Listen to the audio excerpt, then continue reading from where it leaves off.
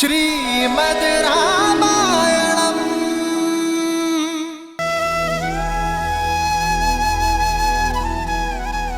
राम नाम, राम नाम, राम नाम।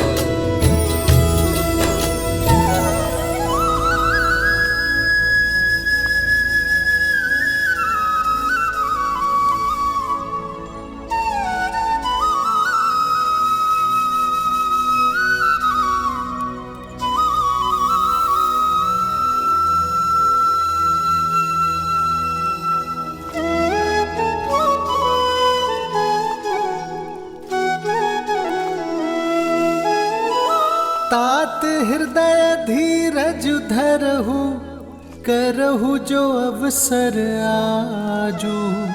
उठे भरत गुरु बचन सुनी, करन कहु सबु साजू।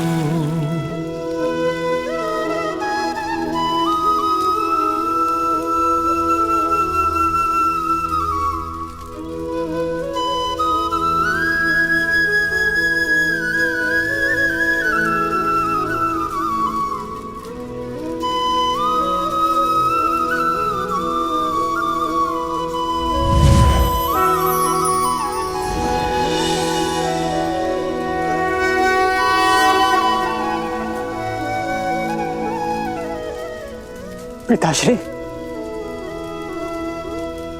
पिताश्री! भैया संभालिए अपने आप को, संभालिए अपने आप को। आयुष्मान भव पुत्रो।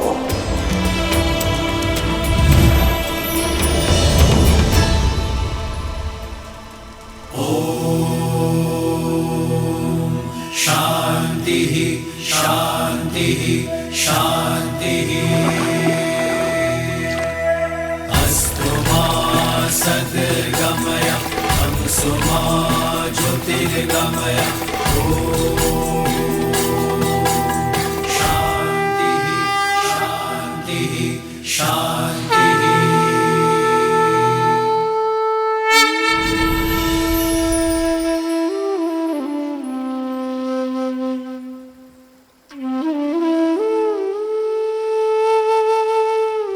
पिताश्री,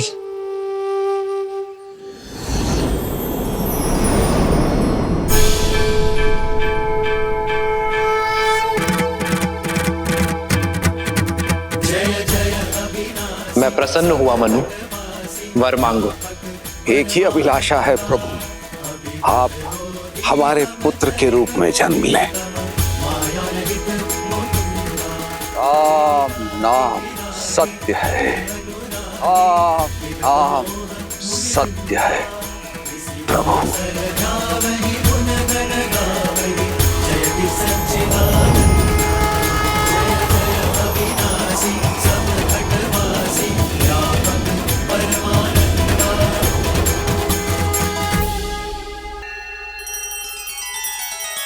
श्री रामचंद्र कृपालु भजु मन हरण भव भय दारुणम।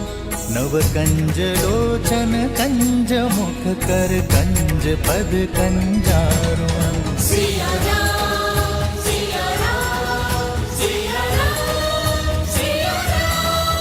आदर्श और मर्यादा की है ये कथा महापावनम।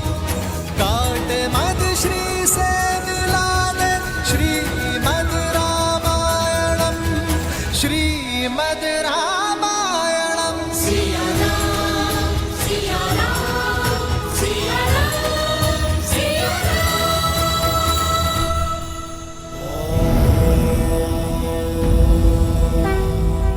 देवी होकर मृत्यु का शोक मना रही हैं। भूल गई, अंत ही आरंभ है। और वैसे भी मृत्यु तो एक नए युग के आगमन के उत्सव का प्रारंभ होती है। दशरथ ने अपना संपूर्ण जीवन धर्म और कर्तव्य का आंचल थामा, अपने कर्मों से स्वयं को साधारण से महान बनाया, परंतु अब धरती पर उनका समय समाप्त हुआ और श्री राम का समय आरंभ। तो ये तो उत्सव का समय हुआ ना देवी? मैं दशरथ की मृत्यु का नहीं, एक माँ की ममता की हत्या का शोक मना रही हूँ महादेव। जगत जननी हूं ना, एक जननी के कर्मों ने मेरे हृदय को भेद दिया है। जिन आंखों में संतान सुख के सपने सजे थे, उन आंखों को वियोग से दृष्टिहीन बना दिया कैकेयी ने। दशरथ से उसके पुत्र और प्राण दोनों छीन लिए। इसमें किसी का दोष नहीं है देवी। श्रीमद् रामायण की इस गाथा में सभी पात्र अपना अपना कर्तव्य निभा रहे हैं। यदि कैकेयी ना होती, उसके दोनों वरदान ना होते, तो श्री राम को वनवास कैसे मिलता? कैसे करते श्री राम संसार में मर्यादा की स्थापना? वास्तविकता तो यह है देवी कि संसार को पाप के श्राप से मुक्ति दिलाने में कैकेयी और उसके दोनों वरदानों का अत्यंत महत्वपूर्ण योगदान है। उतना ही बड़ा सत्य यह भी है कि संसार को धर्म की शिक्षा देने वाली इस महान गाथा में कैकेयी का योगदान कितना बड़ा है, कितना महान है, ये वो स्वयं भी नहीं जानती।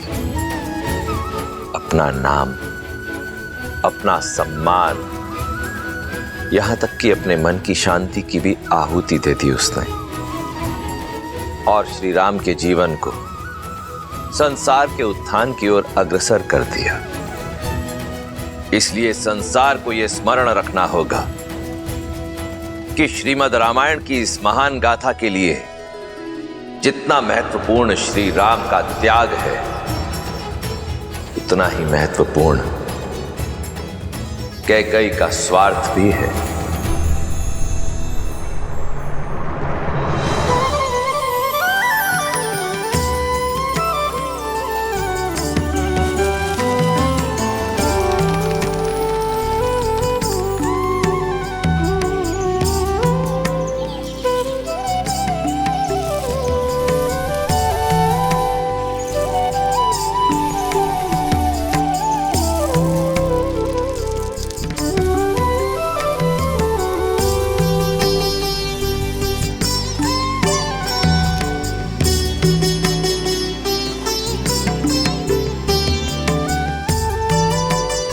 पक्षियों का पेट तो भर दिया, अब तनिक अपना भोजन भी ले लीजिए आर्य।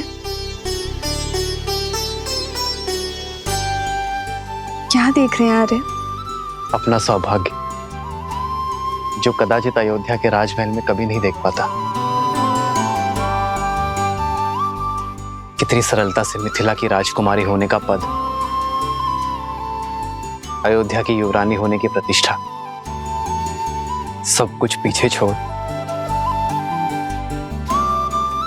तुम इस विषम परिस्थिति में ढल गई,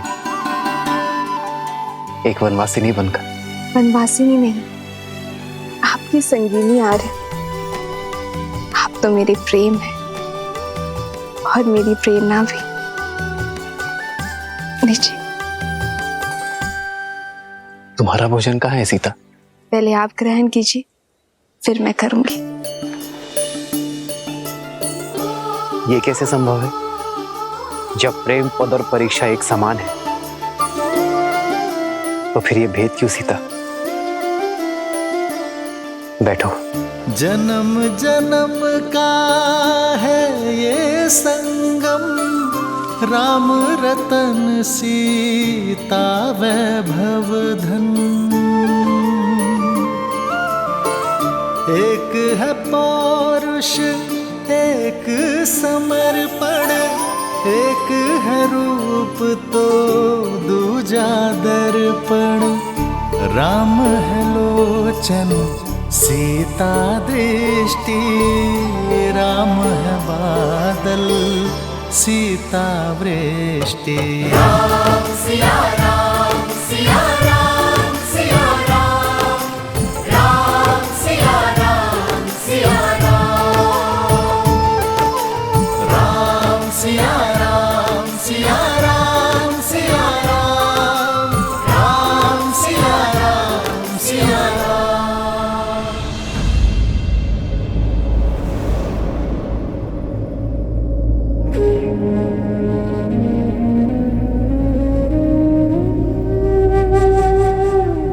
पुत्र, जन्म मृत्यु किसी के रोकने से नहीं रुकती। संसार का यही अटल सत्य है और अस्थि विसर्जन ब्रह्मांड में विलीन होने का मार्ग है। 5 तत्वों से बना ये शरीर अंत में 5 तत्वों में ही समा जाता है। कण कण ब्रह्मांड में घुल जाता है। कुमार भरत, महाराज की अस्थि का विसर्जन कीजिए। ये अस्थियां केवल मेरे पिताश्री की ही नहीं, इक्ष्वाकु के वंशज अयोध्यापति महाराज दशरथ की है। इनकी अस्थियों का विसर्जन वही कर सकता है जो महाराज का उद्देश्य और उनका दायित्व अपने सर लेने में सक्षम हो, जो अयोध्या का सच्चा उत्तराधिकारी हो। महाराज की अस्थियों का विसर्जन उनके ज्येष्ठ पुत्र के हाथों ही होना चाहिए, जो कि मैं नहीं, मेरे भैया राम हैं।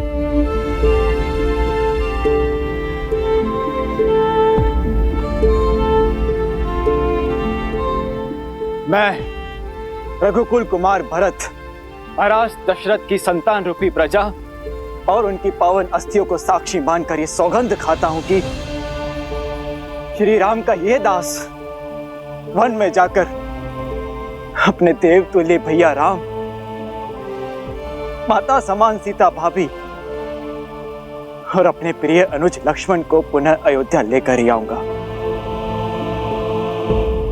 महाराज की अस्थियों का ये विसर्जन अयोध्या के नए महाराज हमारे श्री राम ही करेंगे। रघुकुल रीत सदा चली आई, प्राण जाए पर वचन न जाए। पिछली बार आंख क्या लगी, श्री राम हमारी आंखों से ओझल ही हो गए थे, परंतु इस बार पलके तक नहीं झपकाएंगे और अपने श्री राम को वापस लेकर अवश्य आएंगे। राम सिया राम जय जय राम, राम सिया राम जय जय राम।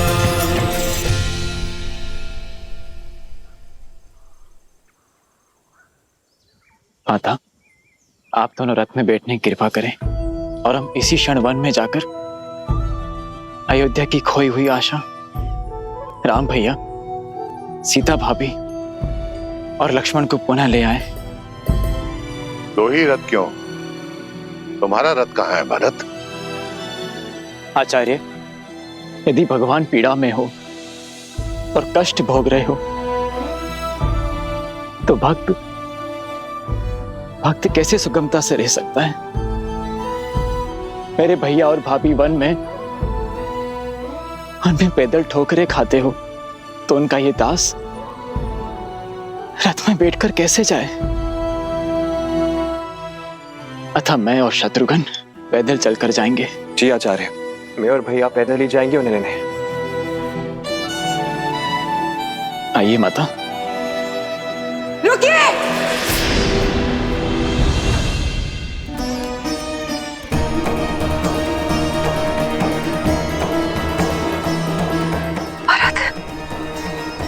मैंने कहा था ना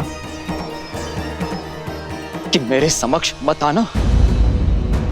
तुम्हारे रोकने से ना ये धर्म रुकेगा, ना कर्म, और ना ही ये अयोध्या। विनती है मेरी, और कोई स्वांग मत रचिए। हम निर्णय ले चुके हैं, हम राम भैया को पुनः लेकर ही लौटेंगे। मैं यहाँ आप सबको रोकने नहीं आई हूं, आप सबके साथ चलने आई हूं। जो अपराध मुझसे हुआ है उसे सुधारने आई हूं, अपने राम को लेने आई हूं। मेरा राम मेरे कारण यहां से गया ना, मेरे कहे बिना वो नहीं लौटेगा भरत।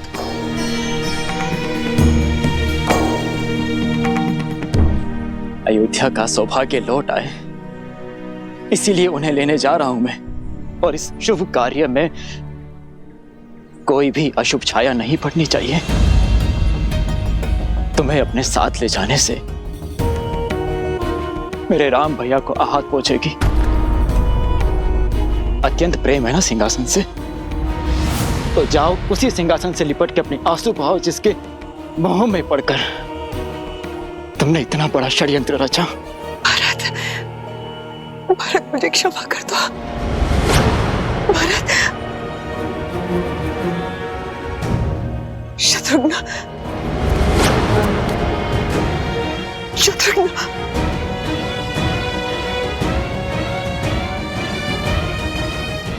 दीदी, आप तो मेरा विश्वास कीजिए, मेरे हाथों बहुत बड़ा पाप हो गया दीदी।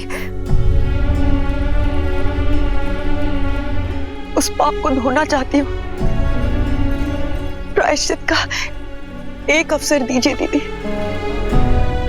राम ने भी राक्षसी ताड़का को एक अवसर दिया था दीदी, केवल एक अवसर दीजिए दीदी। मैं अपने राम से क्षमा मांगना चाहती हूँ,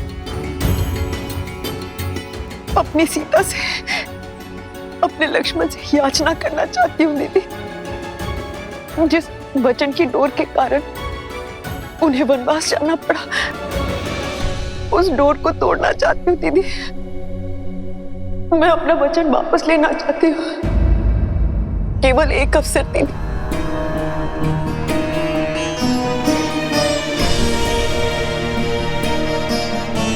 अन्यथा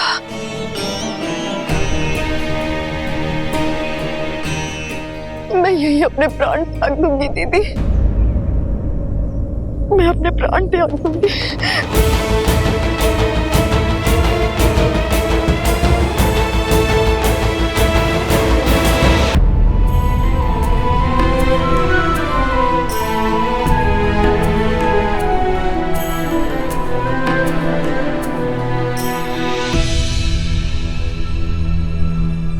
भरत, केके भी हमारे साथ जाएगी। किंतु मां,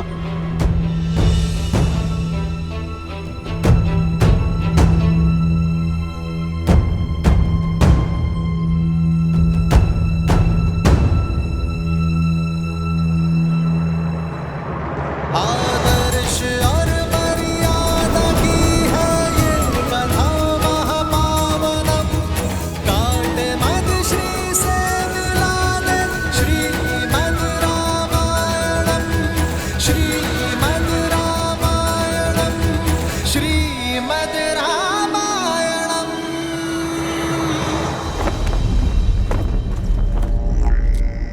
यस्य देवस्य गन्धर्वाः पिशाचपटकपुरगाः विक्रमन्ति भयानकीनां करोतीत्यो इव सदा। ये केवल रावण के शत्रु का शीश नहीं, लंका के शत्रु का शीश है। और उस दुस्साहसी की नियति है जो रावण पर संदेह करता है, और उस मूर्ख को चेतावनी है जो लंका के अस्तित्व, लंका की स्वतंत्रता को ललकारना चाहता है। इससे अंतर नहीं कि वो मित्र है, शत्रु है या संबंधी। स्मरण रहे, जो भी शीश दशानन के समक्ष खड़ा होगा वो कटेगा। वयम राक्षसम।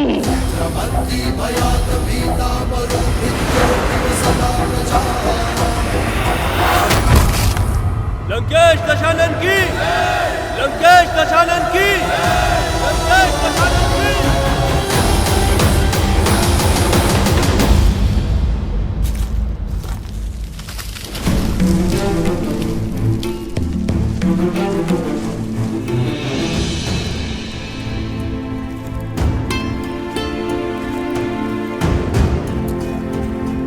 प्रणाम ऋषिगण। आयुष्मान भव। आयुष्मान भव। हम श्री राम से मिलने आए हैं, क्या उनसे भेंट हो सकती है? अवश्य, आइए इस ओर। कहिए ऋषिवर, मैं क्या सेवा करूं आपकी? श्री राम आपकी ख्याति सुनकर चले आए, रक्षा की भिक्षा मांगने। संतों की रक्षा ही तो एक क्षत्रिय का पहला धर्म है। आज्ञा करें। हम दंडकारण्य से आए हैं, जहां हम ऋषि मुनि ही क्या, प्रजा भी उन 2 राक्षसों के प्रकोप से ग्रसित है। तो बताइए ऋषिवर, कौन है ये उद्दंडी? खर और दूषण, माया में निपुण लंकापति रावण के सौतेले भाई हैं।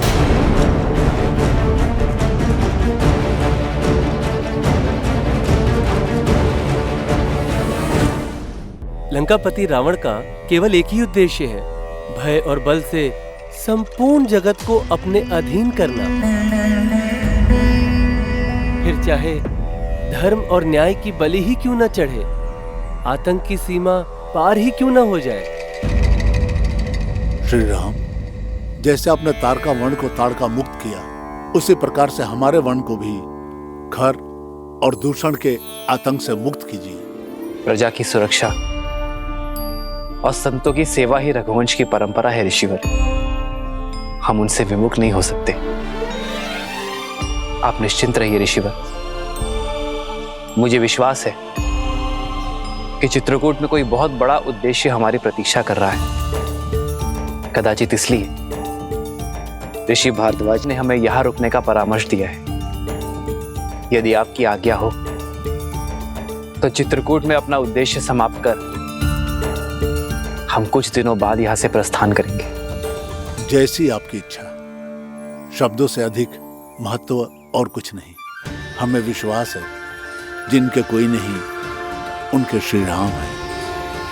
अब शीघ्र आइए श्री राम, और हमें रावण और उसके भाइयों के आतंक से मुक्ति दिलाइए।